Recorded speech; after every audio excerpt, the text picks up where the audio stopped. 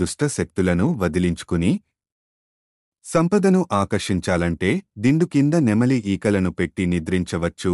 మీరు రోజూ దిండు కింద 5, 7 లేదా 9 లవంగాలను పెట్టి నిద్రపోవచ్చు. ఇలా చేయడం వల్ల సానుకూల శక్తి కలిగి ప్రతికూల శక్తి తొలగిపోతుంది. మీరు రోజూ దిండు కింద 5, 7 లేదా 9 లవంగాలను పెట్టి నిద్రపోవచ్చు. ఇలా చేయడం వల్ల సానుకూల శక్తి కలిగి ప్రతికూల శక్తి తొలగిపోతుంది.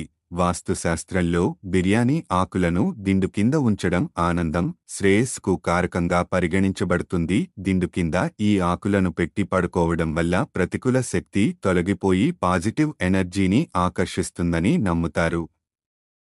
వాస్తులో దుష్టశక్తులు మరియు భయానక కలల నుండి రక్షణ కోసం పటిక ముక్కను కనీసం 7 రోజులు దిండు కింద ఉంచడం వల్ల పీడకలలతో సహా ప్రతికూలత తొలగిపోతుందని నమ్ముతారు.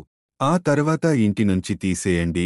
నిద్రపోయేటప్పుడు తులసి ఆకును దిండు కింద ఉంచడం వల్ల జీవితంలో పాజిటివ్ ఎనర్జీ వస్తుందని నమ్ముతారు. అయితే సూర్యాస్తమయం తర్వాత తులసి ఆకును తొలగించొద్దు.